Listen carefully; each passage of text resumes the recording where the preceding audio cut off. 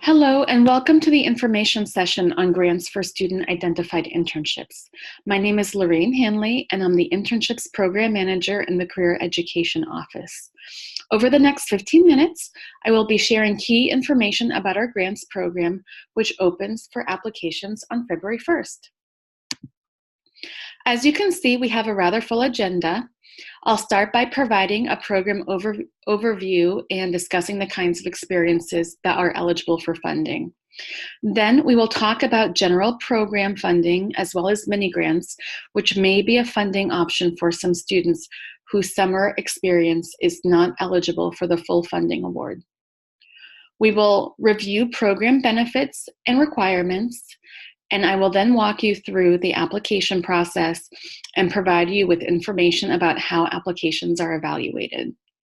And then finally, we'll wrap up with next steps to follow should you have further questions or need assistance during the application process. The Grants for Student-Identified Internships program can support various unpaid summer opportunities, including internships, research, and community service. We have dozens of grants and endowed gifts that have been designated for this purpose. Funding is available for opportunities in all career communities, although it tends to be more plentiful in the nonprofit space. We do have funding for all class years, but please note that opportunities are more limited for first years and seniors. Our funding sources are listed on the Grants for Student-Identified Internships webpage, and you're welcome to read more about them if you're interested. Please understand that when you apply to the grants program, you are submitting an application for funding, and Career Education will decide which grant to use to fund your opportunity. Again, while significant funding is available in the education, nonprofit, and social impact space, Wellesley Career Education grants can support all fields. This pie chart shows the distribution of funding across career communities. Last year, 107 students were awarded stipends through the grants program. And if you want to get a more concrete idea of the opportunities that we funded, you can peruse an abbreviated list of grant recipients on the Grants for Student-Identified Internships website. We encourage you to look at this list as you may be interested in or inspired by some of the opportunities the students had last year. And we really want to emphasize that you do not need to have an internship secured in order to apply for the grants program. Some of you may already have a summer internship, and that's great if you do. If you don't have an internship, now's the time to start defining the opportunity that you want so you can apply both for grant funding and for desired internships. You do not need to confirm your summer opportunity with Career Education until May 10th, which is the last day of classes. So what is an eligible experience? In order to be eligible, the experience must provide the student with a minimum of 300 hours of work over 2 months. The opportunity must also have a clearly written job description with reasonable expectations and provide direct professional supervision from someone appropriately trained in the area of work being performed.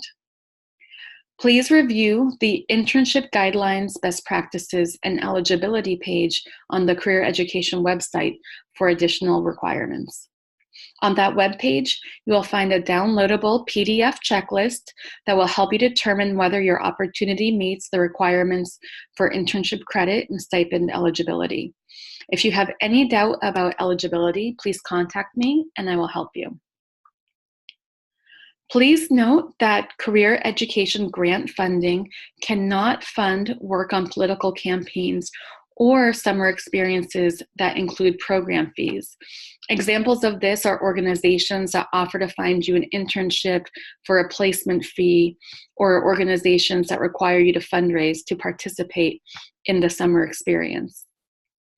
The grants program also cannot fund paid or funded experiences or independent projects. You are required to have a supervisor for your summer experience, and the funds cannot be used for thesis research. I just wanted to say a brief word about paid or funded summer experiences. If your opportunity is only providing you with partial funding, meaning that your funding doesn't cover your living expenses, then you are eligible to apply for a mini grant, and I'll talk more about that in the coming slides.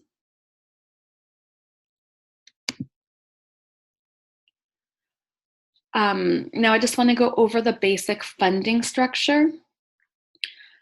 For the grants program, the base award is $2,000. If you need to pay for summer housing, you will be considered for a housing allowance of up to $2,000. Students who will live at home or who have access to free housing are not eligible for the housing stipend. Students who need additional funding can apply for a financial needs supplement of up to $1,000. All students are eligible for and encouraged to request these funds, even if they're not on financial aid.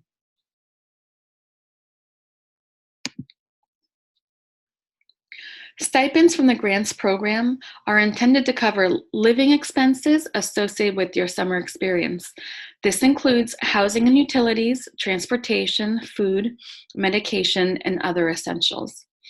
Unfortunately, the stipends cannot cover the opportunity cost associated with pursuing your desired summer experience. They are not intended to serve as an hourly wage.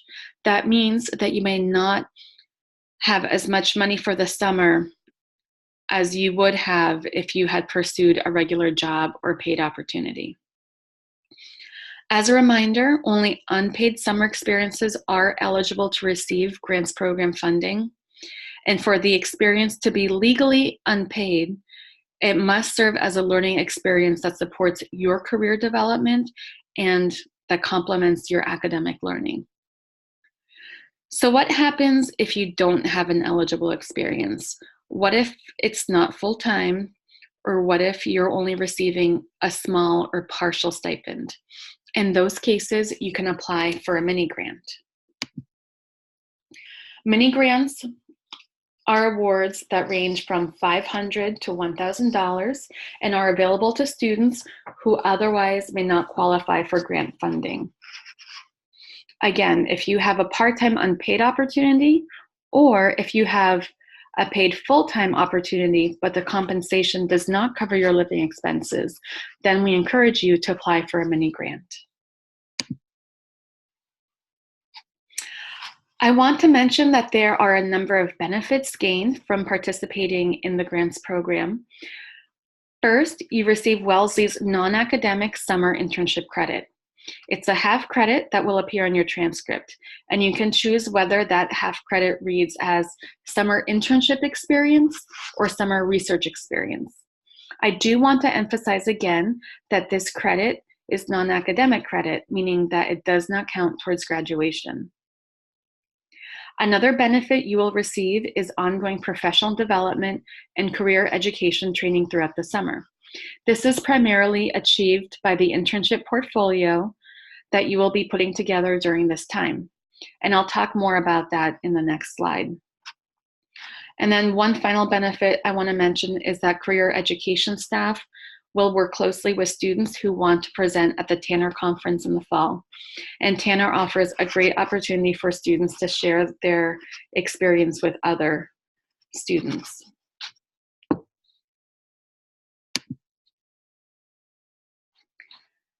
As for program requirements, students awarded a grant are required to complete a grants program pre-departure orientation, submit an internship portfolio to career education, and attend the summer internships debrief event in September.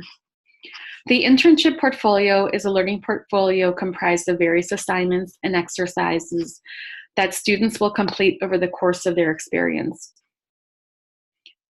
These assignments include writing a professional development strategy, writing a final reflection, and showcasing a distinctive contribution or work product. Students will be required to submit the portfolio to career education at the beginning of fall semester. So now you might be thinking, this all sounds really great. How do I apply? Well, we have the application open, and it's open February 1st through March 1st.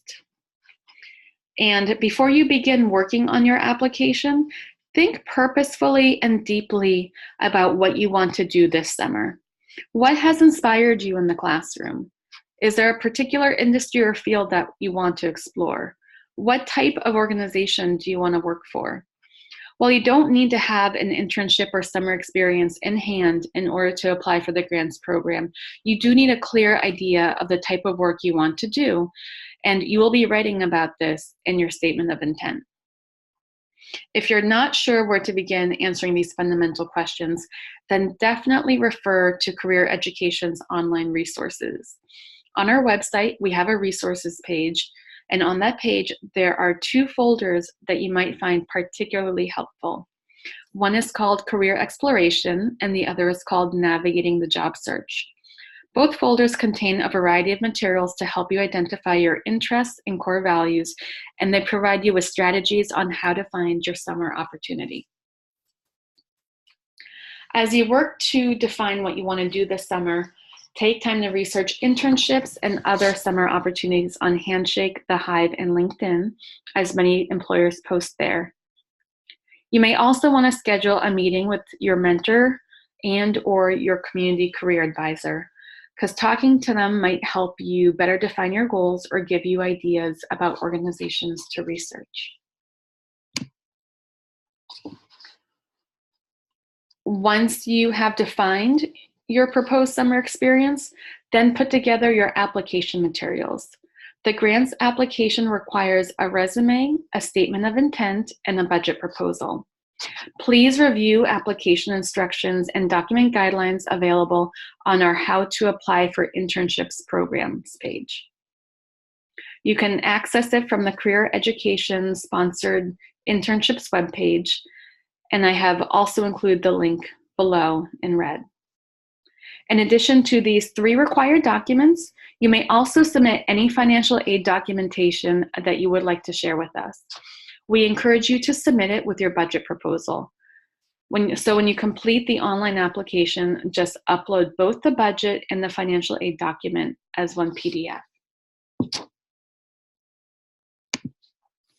When your application materials are ready for submission, complete the online internship centralized application and upload your documents as PDFs. You can access the application link through the How to Apply page, and I also included the link on the slide for your reference. After the online application is closed on March 1st, review committees comprised of career education staff and faculty members review all submitted applications and evaluate them using the grants program scoring rubric. This rubric is available to you on the How to Apply page, and we strongly encourage you to review it as you prepare your materials because it clearly outlines how applications will be evaluated. It takes about 3 weeks to review submitted applications and determine awards. And awards will be granted based on the strength of your application materials and the availability of funding. If you are awarded a grant, you will be informed of the award amount and you will receive instructions and next steps. You will not receive any money until you demonstrate to Career Education that you have secured an eligible summer experience. If you are awarded the grant and you already have your summer experience, we ask that you submit your paperwork as soon as possible. If you don't have any summer plans in place, you have until May 10th, which is the last day of spring classes, to confirm an opportunity, and that opportunity must be comparable to the experience that you proposed in your application.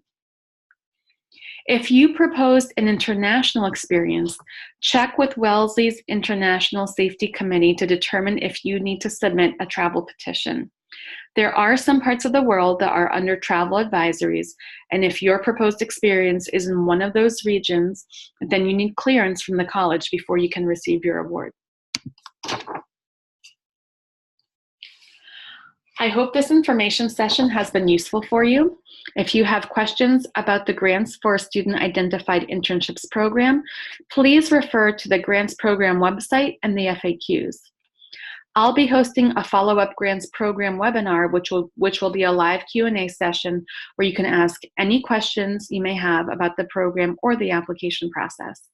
Please check Handshake for event details and registration. You're also more than welcome to schedule a meeting through Handshake with either me or Rocio Garza Tisdale, our Internships Director. Or you can email us your questions anytime at internships@wellesley.edu. Please know that career education staff are here to assist you with the grants program application process. If you need help defining the internship experience that you want, or if you want feedback on your application materials, you can schedule a meeting with your college career mentor or career community advisor. You can also work with a staff member during career education drop-in hours. This brings us to the end of our webinar. Again, if you have any questions, don't hesitate to contact me. Thanks for listening.